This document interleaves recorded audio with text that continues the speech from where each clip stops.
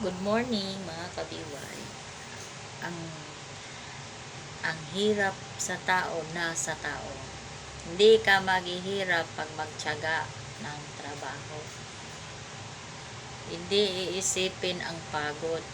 Iisipin natin na paano hahaon sa hirap. Paano makapaaral sa mga anak. Real talk, myself. Ang tao, pagod man, pero tiisun ang lahat. Ako nga, sa sarili ko ngayon. Pagod, oy. Lalo nang ngipon ako, mabag langa-langa, namagang langa-langa na ako. Sige lang, sakit akong ngipon. Kabalo ko, bughat ni dire, nabingat ito. Kung ako ang may sakit, hindi ko isipin. Kung maglagnat ako, hindi ko iniisip. Kung inuubo ko, hindi ko iniisip. Kung sakit sa ngipin ko, hindi ko iniisip. Magpa-check ako sa dentist, hindi ubutin, lalo na namaga. Tapos nasakit. Saka na ako magpapunot kung hindi na masakit. Doon ako sa center kaya may libre man. Kaya hirap ba tayo din. Kailangan natin ang libre. Kaya kung magbayad, ting mahala. Ito, sa libre, mas pala, may awa ang Diyos na buti na lang may center na libre. Alang, tiyaga lang. Kahit lagnatin magabi hindi ko iniisip kahit nilagnat ako.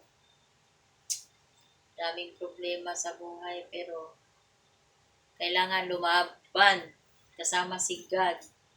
Kasi hindi ako magpatalo sa mga sakit dahil kailangan ako sa mga anak ko, lalo may ako ko isa, happy ako.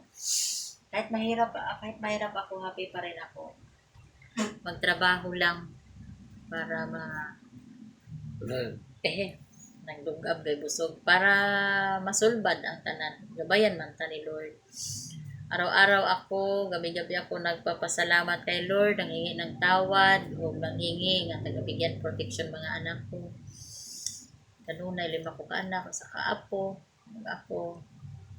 Siyempre, dako kung sala. Wala kailangan ang atong mga sala panghingi, pangayo bitag pasaylo kanunay sa Ginoo. Diba? Mga kabiway, pumayat daw ako, daga nagsabi, pumayat jud talaga ako, bakit kaya pumayat ako?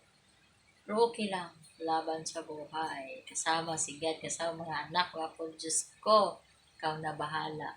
Sukad na nag-Christian ako, tinanggap ko si Jesus sa buong puso ko.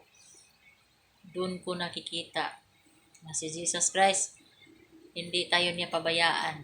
Kahit anong bigat ng problema, andyan siya sa atin.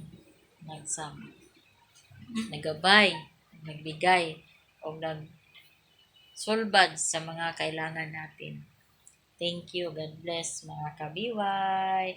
Subscribe ako ninyo sa YouTube para matulungan ang mga mahihirap.